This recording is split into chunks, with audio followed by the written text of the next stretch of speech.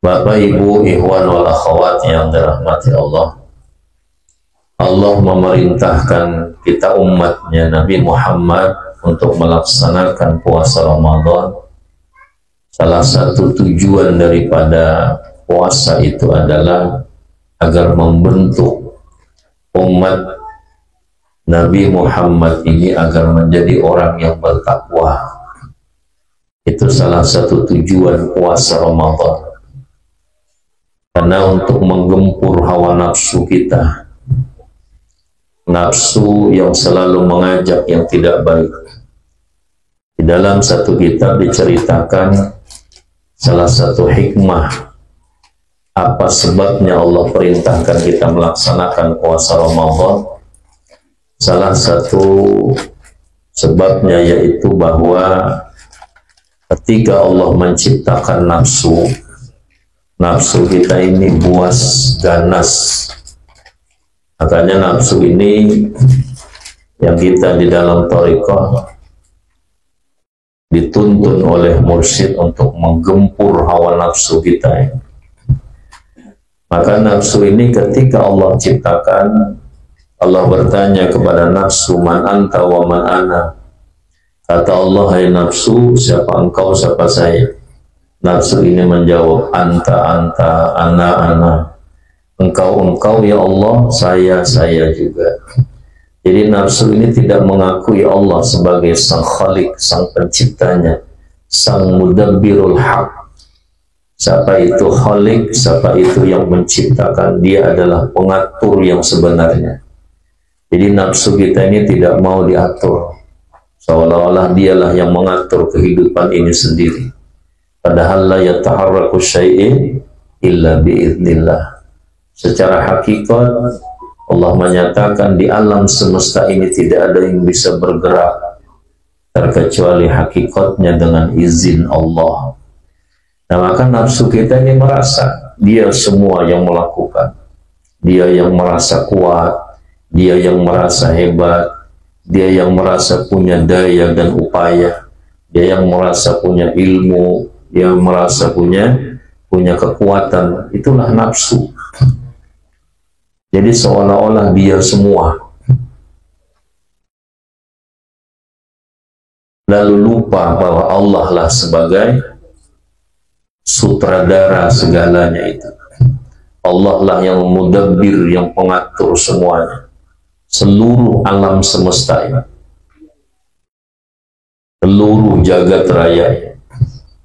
Nah, cuma nafsu tidak mau diatur, seolah-olah dia yang mengaturnya. Kehidupan ini, kehidupan manusia ini. Dan disinilah di dalam tuntunan daripada Syekh Mursyid yang bersama-sama kita amalkan itu dalam rangka untuk menggempur hawa nafsu kita, agar menghilangkan keakuan, agar menghilangkan haulihi wa quwwati, menghilangkan daya, upaya, kekuatan si nafsu tadi, agar dia benar-benar sadar bahwa dia hakikatnya la haula wala quwwata illa billah. Inilah proses perjalanan di dalam tarbiyah daripada Syekh Mursyid kepada para murid untuk menghilangkan itu semua.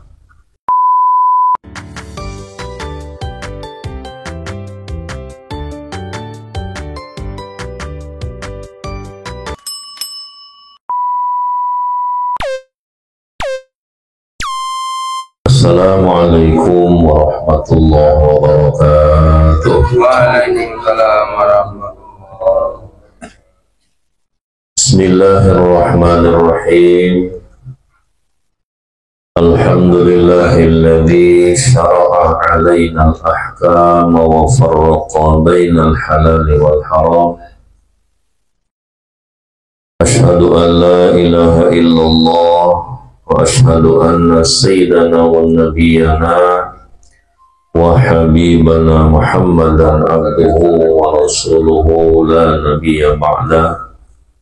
Allahumma salli wa sallim wa azim wa karim ala habibina wa syafi'ina sayyidid dunya wal akhirah سيدنا ومولانا محمد بن عبد الله وعلى آله وأصحابه ومن تبع هداه إلى يوم القيامة. إلهي أنت مقصودي ورضاك مطلوبي، أعطني محبتك ومعرفتك، لا حول ولا قوة إلا بالله. الله حاضري، الله ناظري، الله معي، الله معيني، وهو بكل شيء محيط. فقد قال الله تعالى في القرآن الكريم: أعوذ بالله من الشيطان الرجيم، يا أيها الذين آمنوا كتب عليكم الصيام كما كتب على الذين من قبلكم لعلكم تتقون. قال النبي صلى الله عليه وسلم: عليكم بمجالسة العلماء واستماع كلام الحكماء، فإن الله تعالى يحيي القلب الميت بنور الحكمة كما يحيي الأرض الميت بماء المطر، كما قال النبي صلى الله عليه وسلم. Ma'asyiral muslimin wal muslimat, ikhwan wal akhwat, bapak-bapak, ibu-ibu, jamaah manaqib Sultanul Auliya wa Tajul Asfiya Syekh Muhyiddin Abdul Qadir Al-Jilani Qaddasallahu sirrah. Khususnya kita yang hadir pada kesempatan yang penuh berkah pada sore hari ini, mudah-mudahan semuanya senantiasa di dalam rahmat dan ridha Allah Subhanahu wa taala. Wabil khusus sahibul hajat pada kesempatan yang mulia pada sore hari ini, Bapak Abdul Hafiz dan seluruh keluarga besarnya. Mudah-mudahan beliau dan seluruh keluarga besarnya senantiasa dikabulkan Allah segala hajatnya, baik urusan dunia dan akhirat, dipanjangkan Allah umur dalam taat kepada Allah, dimurahkan rezeki yang halal, dan mudah-mudahan senantiasa Allah kuatkan iman, Islam, dan ihsannya, diberikan kekuatan, kemampuan untuk istiqamah, mengamankan, melestarikan amaliyah TKI Pondok Pesantren Suryalaya Tasikmalaya, ya Allah. Dan yang kami hormati pada kesempatan yang penuh berkah pada sore hari ini, para alim ulama, para tokoh agama, para ustadz, para kiai, para sesepuh, tokoh masyarakat, bil khusus yang kami hormati Ketua DTKI Pondok Pesantren Suryalaya, Korwil Sumatera Selatan, dan seluruh jajaran kepengurusannya, Ketua DTKI Pondok Pesantren Suryalaya, perwakilan Kota Palembang dan seluruh jajaran kepengurusannya, Ketua GMPS Ibu Bella dan seluruh jajaran kepengurusannya, dan para sesepuh DTKI Pondok Pesantren Suryalaya yang ada di Kota Palembang. Mudah-mudahan beliau-beliau semua senantiasa Allah berikan kekuatan, kemampuan untuk mengamalkan, mengamankan, melestarikan amaliyah TKI Pondok Pesantren Suryalaya. Dan yang kami hormati semua ikhwan wal akhwat yang dirahmati Allah, alhamdulillah, pada sore hari ini kita bersama-sama diberikan Allah taufik serta hidayahnya, kekuatan, kemampuan untuk bisa bersama-sama hadir di majelis yang mulia ini dalam rangka kita bersama-sama mengamalkan apa yang menjadi tuntunan daripada Syekh Mursyid, yaitu melaksanakan amaliyah bulanan, melaksanakan khidmat ilmiah, khidmat amaliyah manaqib Syekh Abdul Qadir Al-Jilani Qaddasallahu sirrah, yang menjadi tuntunan daripada guru kita dalam rangka memproses rohani kita, para murid, untuk mencapai satu kedudukan yang tinggi di sisi Allah Subhanahu wa Ta'ala, yaitu untuk mencapai kepada maqam ihsan. Bapak, Ibu, Ikhwan wal Akhwat yang dirahmati Allah, dan kita bersyukur pula bahwa kita pada saat ini masih diberikan Allah nikmat umur, sehingga kita masih bisa menjalankan tugas sebagai hamba Allah Subhanahu wa Ta'ala untuk mendapatkan kebahagiaan di dalam dunia, di dalam negeri akhirat. Yang pada kesempatan ini kita melaksanakan salah satu kefarduan dalam syariat agama kita, yaitu melaksanakan puasa Ramadan. Dan ini anugerah yang besar, dengan dipanjangkan Allah umur kita, kita dipertemukan dengan bulan yang penuh berkah ini. Dan sampai detik ini kita sudah masuk kepada 10 yang kedua pada bulan Ramadan yang penuh berkah, yang Nabi mengatakan bahwa 10 yang kedua itu adalah maghfirah, ampunan Allah Subhanahu wa Ta'ala kepada orang yang memuliakan, menghidupkan bulan Ramadan dengan beribadah kepada Allah Subhanahu wa Ta'ala.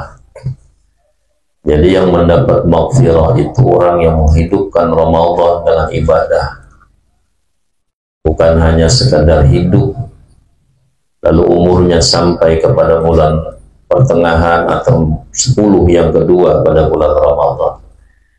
Bulan ini bulan yang penuh berkah, amal ibadah dilipat gandakan oleh Allah.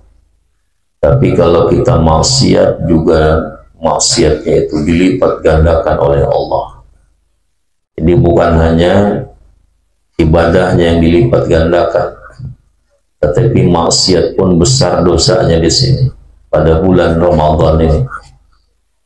Bukan hanya keistimewaan yang besar yang Allah janjikan, tetapi juga maksiat pada bulan Ramadan ini dosanya sangat besar di sisi Allah, karena tidak memuliakan bulan yang diperintahkan kita untuk memuliakan bulan itu.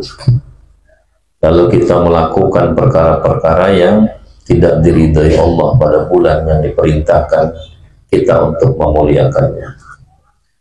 Nah, maka pada 10 yang akhir, 10 yang kedua ini, kita hendaklah lebih meningkatkan amal-amal ibadah kita, lebih meningkatkan kualitas iman tauhid kita kepada Allah Subhanahu wa Ta'ala, agar nanti kita menemui 10 yang akhir, kualitas iman kita semakin meningkat, semakin lebih baik. Karena 10 akhir itu janjinya Rasulullah, itqun minan nar. Jadi umat Islam yang memuliakan bulan Ramadan, Allah selamatkan dia daripada dahsyatnya neraka Allah Subhanahu wa Ta'ala. Bapak, Ibu, Ikhwan wal Akhwat yang dirahmati Allah, Allah memerintahkan kita umatnya Nabi Muhammad untuk melaksanakan puasa Ramadan. Salah satu tujuan daripada puasa itu adalah agar membentuk umat Nabi Muhammad ini agar menjadi orang yang bertakwa. Itu salah satu tujuan puasa Ramadan. Karena untuk menggempur hawa nafsu kita, nafsu yang selalu mengajak yang tidak baik. Di dalam satu kitab diceritakan salah satu hikmah apa sebabnya Allah perintahkan kita melaksanakan puasa Ramadan. Salah satu sebabnya yaitu bahwa ketika Allah menciptakan nafsu kita ini buas, ganas, Makanya nafsu ini yang kita di dalam thariqah dituntun oleh mursyid untuk menggempur hawa nafsu kita. Maka nafsu ini ketika Allah ciptakan, Allah bertanya kepada nafsu, man anta wa man ana. Kata Allah, hai nafsu, siapa engkau, siapa saya? Nafsu ini menjawab, anta, anta, ana. Engkau ya Allah, saya juga. Jadi nafsu ini tidak mengakui Allah sebagai sang khalik, sang penciptanya, sang mudabbirul haq. Siapa itu khalik, siapa itu yang menciptakan, dia adalah pengatur yang sebenarnya. Jadi nafsu kita ini tidak mau diatur, seolah-olah dialah yang mengatur kehidupan ini sendiri. Padahal la yataharraku syai'in illa biiznillah. Secara hakikat Allah menyatakan di alam semesta ini tidak ada yang bisa bergerak terkecuali hakikatnya dengan izin Allah. Nah, maka nafsu kita ini merasa dia semua yang melakukan, dia yang merasa kuat, dia yang merasa hebat, dia yang merasa punya daya dan upaya, dia yang merasa punya ilmu, dia yang merasa punya kekuatan. Itulah nafsu. Jadi seolah-olah dia semua, lalu lupa bahwa Allah lah sebagai sutradara segalanya itu. Allah lah yang mudabbir, yang pengatur semuanya, seluruh alam semesta ini, seluruh jagat raya ini. Nah, cuma nafsu tidak mau diatur, seolah-olah dia yang mengaturnya. Kehidupan ini, kehidupan manusia ini. Dan disinilah di dalam tuntunan daripada Syekh Mursyid yang bersama-sama kita amalkan itu dalam rangka untuk menggempur hawa nafsu kita, agar menghilangkan keakuan, agar menghilangkan haulihi wa quwwati, menghilangkan daya, upaya, kekuatan si nafsu tadi, agar dia benar-benar sadar bahwa dia hakikatnya la haula wala quwwata illa billah. Inilah proses perjalanan di dalam tarbiyah daripada Syekh Mursyid kepada para murid untuk menghilangkan itu semua. Nah, ini yang sulit, ini yang berat Bapak Ibu, untuk menghilangkan keakuan itu, karena semua itu daripada hawa nafsu kita. Maka ketika nafsu ditanya oleh Allah, siapa aku, siapa engkau, ya nafsu, nafsu berkata, engkau, saya juga. Jadi hebat si nafsu ini Bapak Ibu, ganas, buas nafsu kita ini. Makanya Nabi menyatakan, a'da'uka nafsuka allati baina dzambaika, musuh besar kalian adalah nafsumu yang berada di antara dua lambung. Nabi yang luar biasa itu Bapak Ibu mengatakan nafsu ini musuh besar kita. Bagaimana menghilangkan keakuan nafsu itu? Nabi menyatakan itu musuh besar kita. Nah, kalau kita tidak mampu mengalahkan musuh besar ini, berat kita untuk mencapai derajat menjadi kekasihnya Allah Subhanahu wa Ta'ala. Karena ada keakuan terus di dalam diri kita. Inilah yang diproses oleh para wali-wali Allah, kekasih-kekasih Allah itu. Mereka memfanakan dirinya, meleburkan dirinya di dalam kekuatan, di dalam mudabbir, di dalam aturan Allah Subhanahu wa Ta'ala. Nah, ini yang sulit ini Bapak Ibu. Kita ini masih di dalam memilih di dalam kehidupan ini. Yang cocok dengan nafsu kita cepat istirja kembali kepada Allah. Tetapi yang tidak cocok dengan nafsu kita protes kepada Allah. Kenapa ya Allah? Kok tidak cocok dengan keinginan nafsu kita? Seolah-olah bukan Allah yang mengatur sesuatu yang tidak menyenangkan nafsu kita itu tadi. Akhirnya nafsu kita protes. Tetapi ketika yang cocok dengan nafsu kita, kita sadar bahwa ini Allah yang mengatur, masih memilih, tidak benar-benar istislam li amri Rabbi, benar-benar kita berserah, pasrah bahwa semua itu adalah ketentuan Allah. Nah, ini yang sulit menggempur hawa nafsu ini, sehingga benar-benar nafsu itu dalam posisi dia stabil, tidak labil, dalam senang tetap dia memandang kepada Allah, di dalam susah dia tetap memandang kepada Allah. Nah, ini kita ini masih dalam posisi labil, tidak stabil.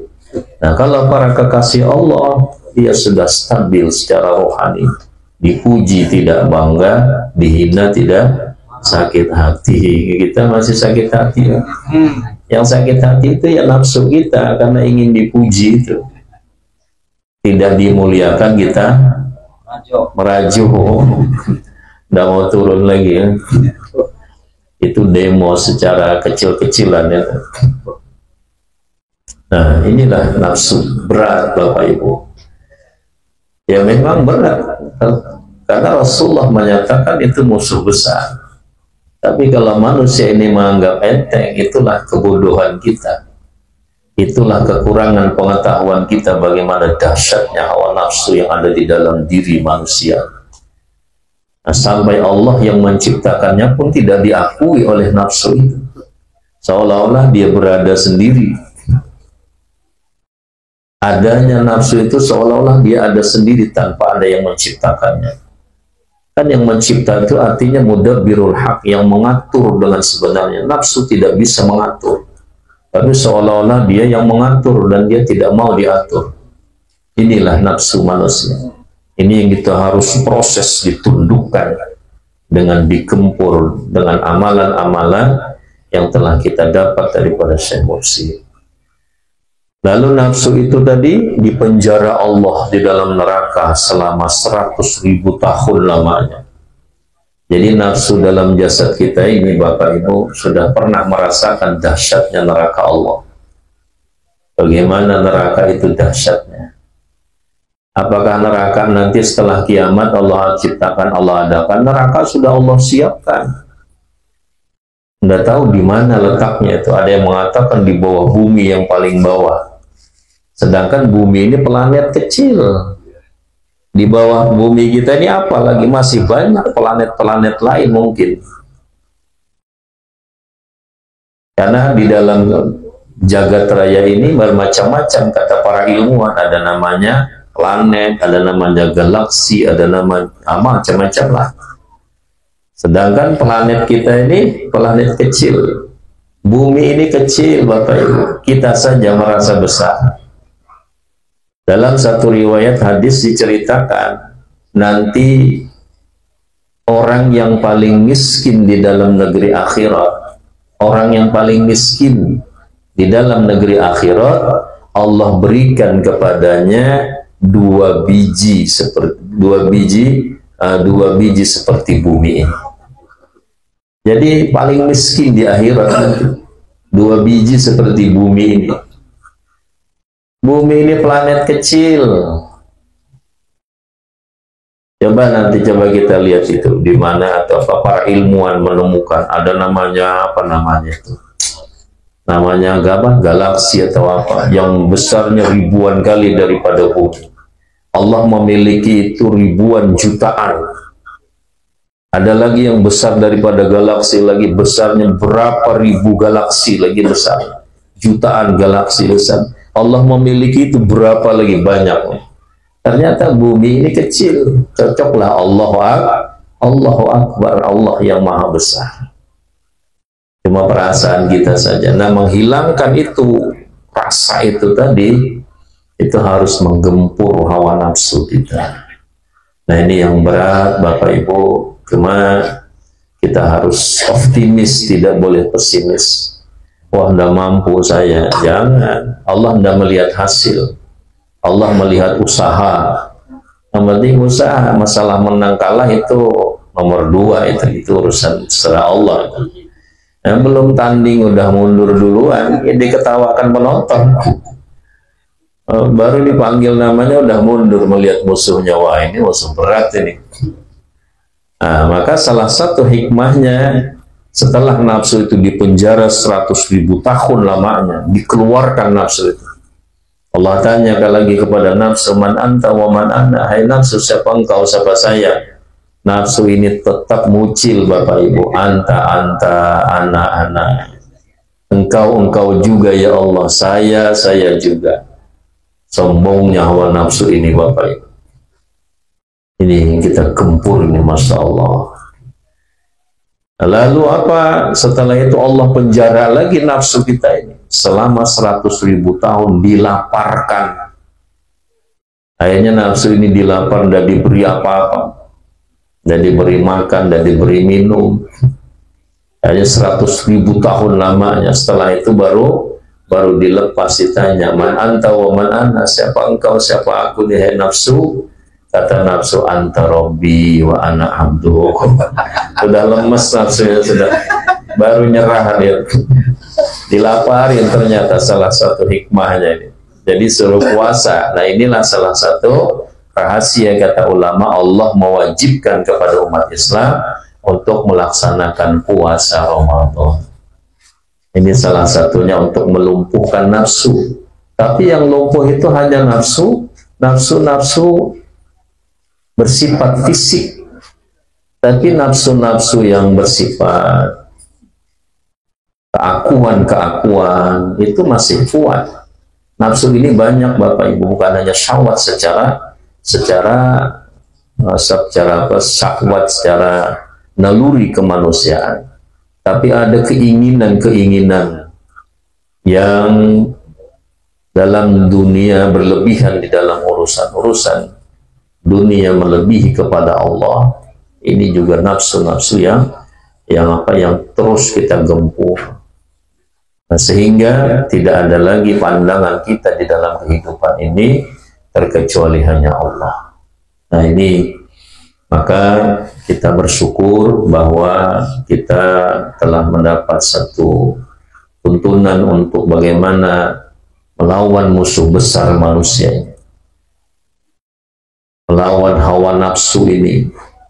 Karena nafsu ini, Bapak Ibu, tingkatannya kan menurut para ulama sufi itu ada 7 tingkatan nafsu. Nafsu ini tidak bisa dibinasakan. Nafsu ini tidak bisa dimatikan, tidak bisa. Kalau kita tidak diberi Allah nafsu, ya jadi malaikat nanti. Bumi ini tidak akan berkembang kalau manusia tidak diberi Allah nafsu. Sama istri dilihatin aja, dan nafsu. Makanan dilihatin, biar macam-macam hidangan itu, dan ada nafsu mau makan, itu nafsu juga namanya, dan sebagainya lah. Nah, maka menggempur hawa nafsu, tingkatan nafsu ini adalah nafsul amarah, nafsu yang selalu mengajak kepada yang tidak baik. Nah, ini yang perlu kita gempur benar-benar dengan zikir yang telah ditanamkan oleh mursyid. Nafsul amarah bisu, orang yang pada kedudukan nafsul amarah, dia selalu ingin melakukan perkara-perkara yang tidak baik. Berat dia untuk melakukan kebaikan-kebaikan. Itu nafsul amarah di dalam diri orang itu. Dan dia bangga kalau melakukan maksiat. Bahkan diceritakannya maksiat itu kepada orang lain. Dia tadi malam teler tadi malam. Orang tidak ada yang tahu dia teler. Pagi-pagi cerita sama orang lain. Kami tadi malam teler orang 5. 1 peti habis. Padahal maksiat aibnya Allah ditutupi tadi malam. Besok pagi dia cerita, artinya dia bangga dengan maksiat yang dilakukan. Orang itu di dalam dirinya dikuasai nafsul amarah bisu. Ini untuk diajak ibadah itu berat. Ayo kita sholat, ayo kita puasa dan sebagainya, berat. Nah, maka awal-awal itu kita ajak zikir. Nah ini, makanya Syekh Abdul Qadir mengatakan dengan orang-orang yang jahil itu janganlah kamu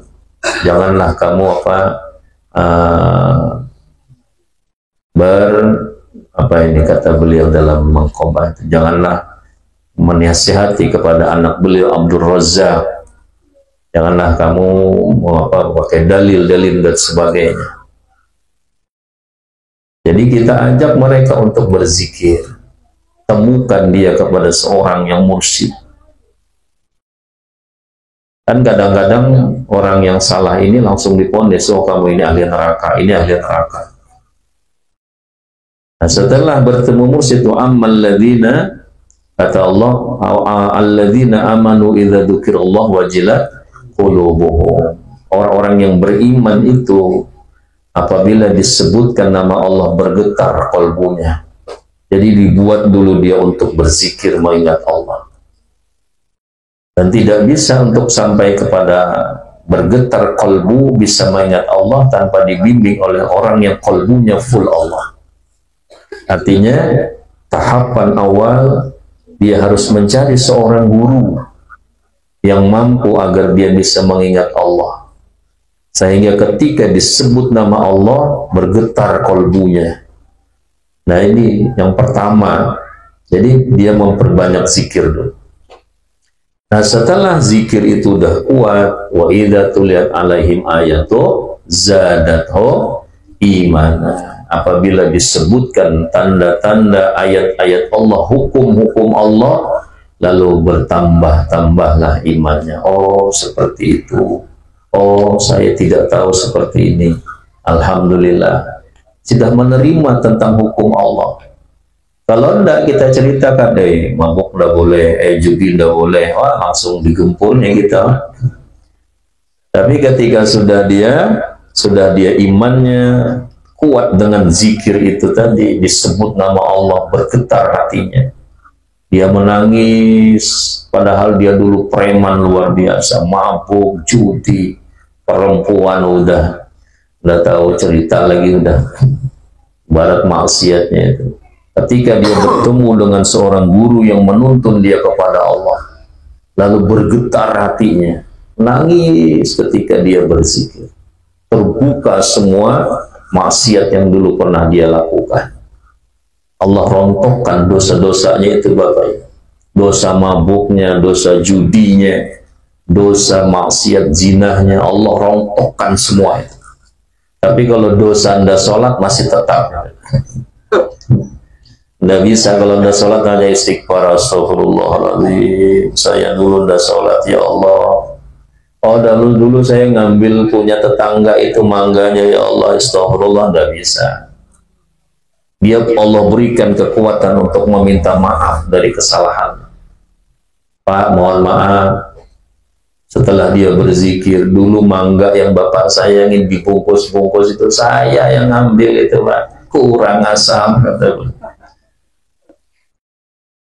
Nah ini Bapak Ibu yang dirahmati Allah, baru dimaafkan. Tidak bisa hanya istighfar. Hati-hati para ikhwan wal akhwat, tidak semua dosa itu bisa ditutup dengan istighfar.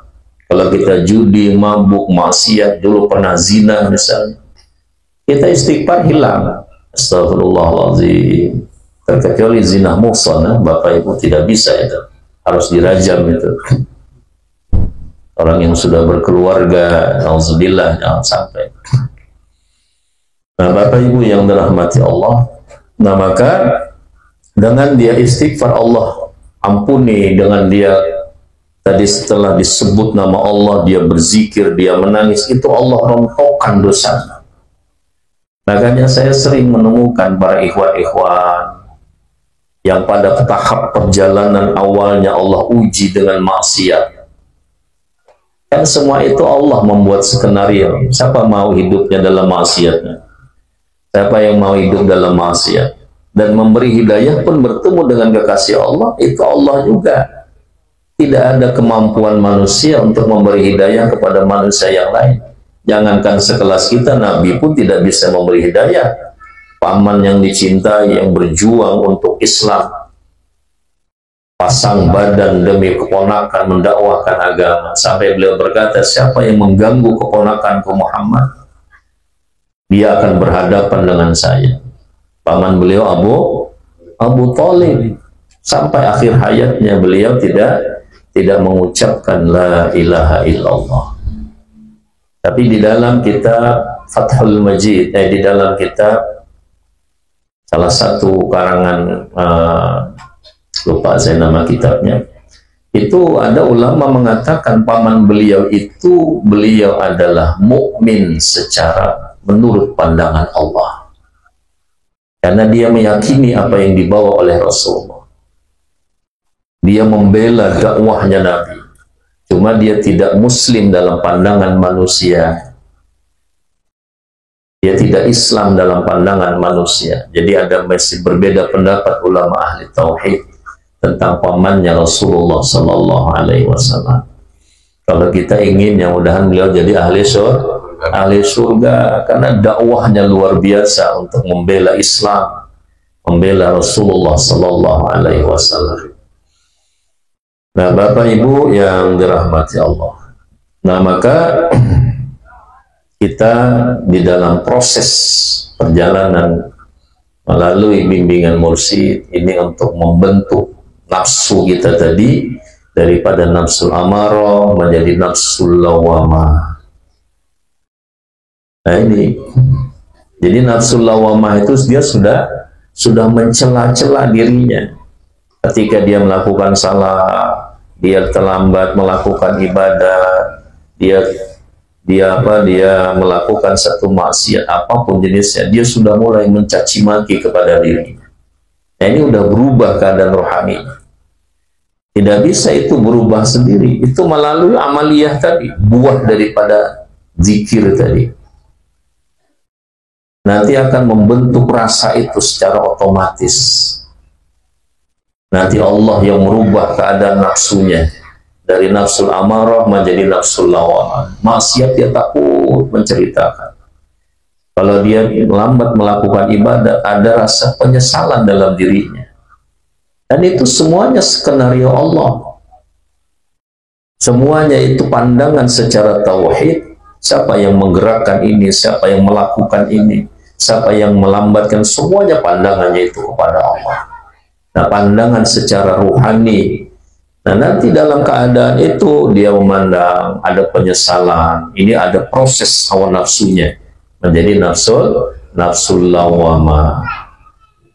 Nafsul mulhimah terus diproses sampai menjadi nafsul mutmainnah. Nah, inilah harapan kita para ikhwan wal akhwat di dalam perjalanan kita mencapai kepada nafsul mutmainnah itu. Tenang, tentram, tidak resah, tidak gelisah, tidak mudah kecewa, tidak khawatir, tidak cemas.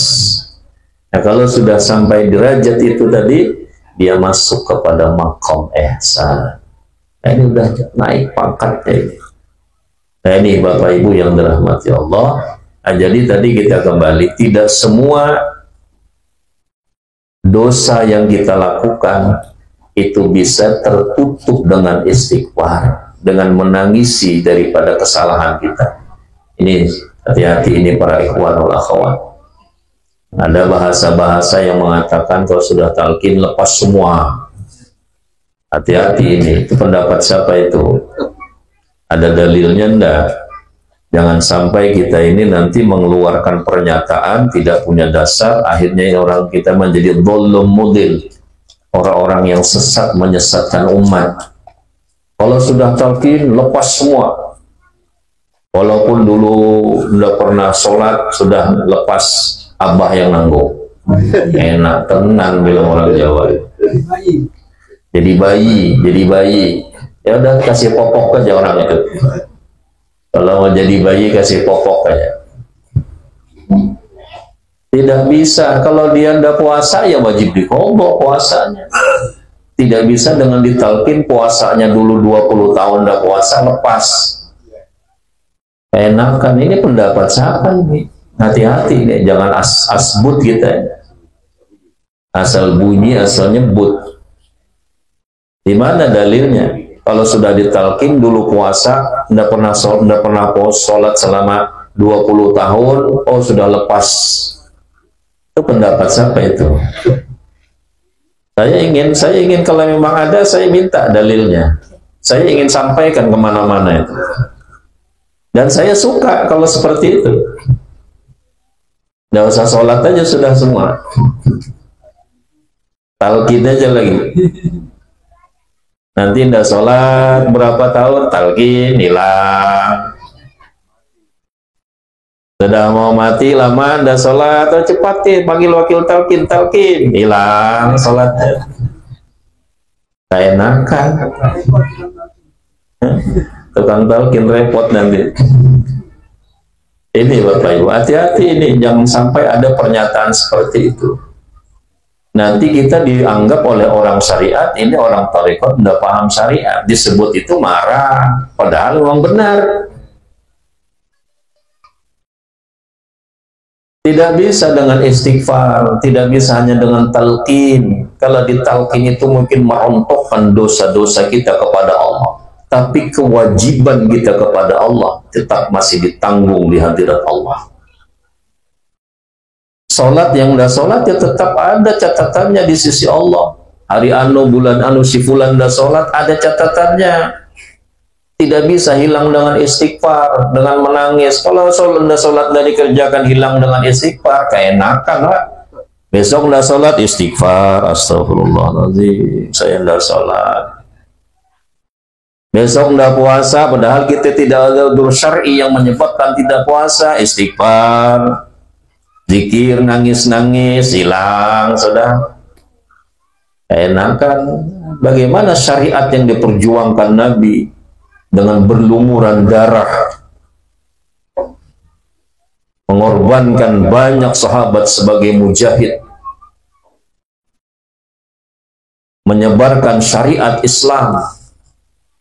Kalau hanya hakikat-hakikat seperti itu aja, orang-orang dulu hebat seperti itu.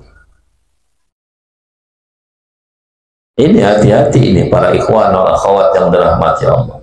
Salat yang tidak kita kerjakan tidak bisa dengan ditalkin dia sudah hilang. Kalau memang ada dalilnya seperti itu, saya minta. Tolong kalau ada yang punya dalil itu, saya minta. Saya juga sering mendengar bahasa-bahasa itu di tengah orang thariqah. Kalau ada dalilnya, ayo saya minta. Qurannya mana, hadisnya mana, pendapat siapa itu. Jangan kita membuat satu pernyataan, karena ucapan kita ini lama yalfazu min qawlin illa ladaihi raqibun atid, kata Allah. Tidak keluar satu ucapan dari lisan kita, melainkan di pundak kiri kanan kita ada malaikat raqib dan atid yang mencatat. Dan takutnya pernyataan kita yang tidak berdasar itu diikuti oleh generasi setelah kita. Akhirnya kesalahan ini berlanjut generasi. Siapa yang pertama membuat pernyataan tanpa dasar, itu fatwa tanpa dasar, dia nanti yang paling besar azabnya di hadirat Allah. Maka jangan berani-berani mengeluarkan fatwa tanpa dasar. Saya sering dengar itu, oh sudah ditanggung abah, ditanggung mursyid. Wah, keenakan Bapak Ibu. Sampean yang ngutang, guru yang nanggung. Sampean yang ngutang bisa ditalkin, hilang enggak dosa utang? Sampean yang ngutang, guru yang nanggung. Ya utang terus saja sudah. Kalau perlu ngerampok, kita ngerampok, guru yang nanggung. Ini cara berpikir bagaimana itu? Nggak masuk logika itu. Agama ini pakai akal dulu. Akal itu fungsinya al-faruq bainal haqqi wal batil. Sebagai barometer, alat penimbang antara yang benar dengan yang tidak benar. Tapi nanti dia berdiri di atas ilmu yang benar. Tanpa ilmu pun akal ini bahaya. Man iqtasama bi aqlihi dhalla. Siapa yang berpegang hanya dengan akalnya saja tanpa ilmu yang benar, maka dia akan sesat. Ini hati-hati ini Bapak Ibu para ikhwan wal akhwat. Kalau tidak sholat tetap ada catatannya. Si fulan hari anu ndak sholat, si fulan hari anu ndak puasa, si fulan hari anu utang sama si anu belum bayar. Ndak bisa ditalkin langsung hilang utangnya. Yang ngutangin rugi lah. Nangis yang ngutangin. Saya sudah talkin Pak, selesai sudah dibayar apa udah utang saya. Bilang yang ngutangin mana beliau bayar? Bukti bayarnya mana? Ada ndak kwitansinya? Ini kacau ini Bapak Ibu. Jangan sampai ada bahasa-bahasa itu di tengah para ikhwah. Sholat wajib dikobo kalau kita tidak sholat. Jangan dah sholat subuh, selesai Abah dan nanggung. Subuh besok dah subuh ditanggung Abah. Ya Allah, na'udzubillah ini. Ini bahaya besar ini. Inilah kesesatan di tengah orang-orang yang tidak paham. Nanti orang mengatakan kita salah, kita marah.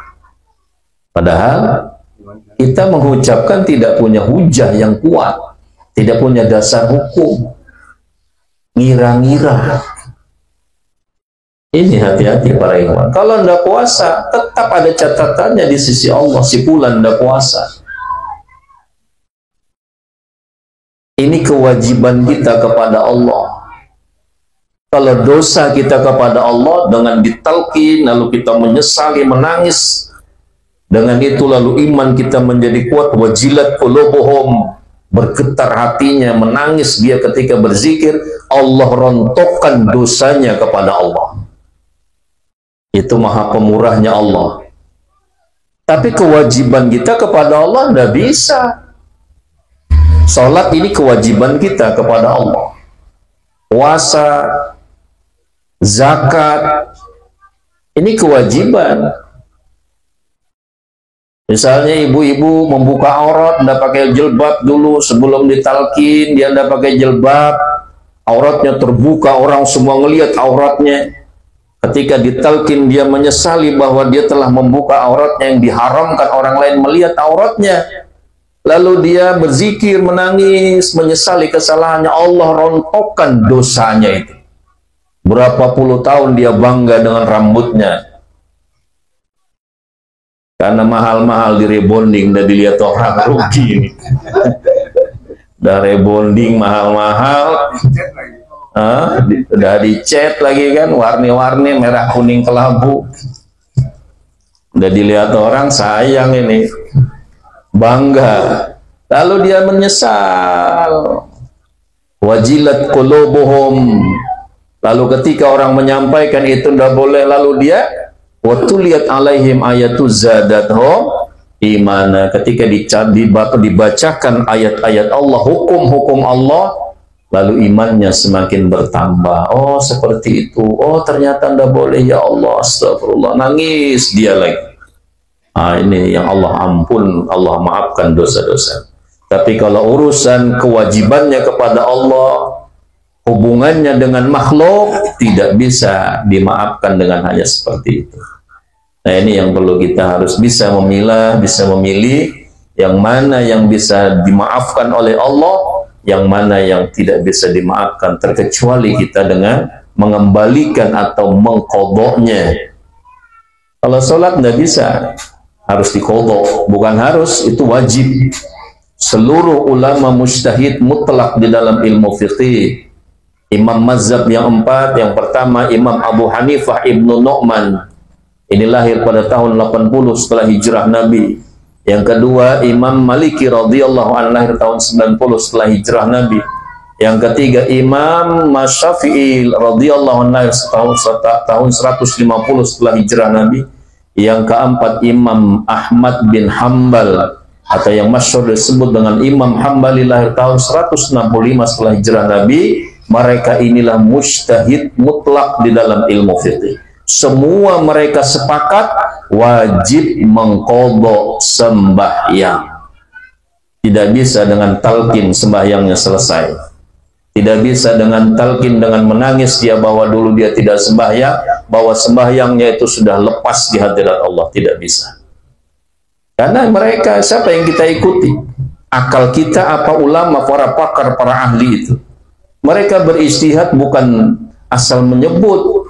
Mereka punya hujah yang kuat, imdadnya Al-Quran dan hadis, ambilan dasar hukum mereka. Kita ambilan dasar hukumnya mana? Hati-hati, jangan menjadi mufti kesiangan, jangan menjadi mujtahid kesiangan. Akhirnya kita menyesatkan umat. Nauzubillah. Nah, jadi kalau Anda sholat, para ikhwan wal akhwat, wajib diqadha. Kalau Anda puasa, wajib diqadha. Tidak bisa hanya ditalkin, tidak bisa hanya menangis, tidak bisa hanya minta ampun, istighfar, tidak bisa. Nah, maka para ikhwan wal akhwat yang dirahmati Allah, mari kita sama-sama tingkatkan amaliyah kita, dan juga kita cari ilmu pengetahuan tentang syariat-syariat Nabi kita Muhammad sallallahu alaihi wasallam. Karena Islam ini sangat luas.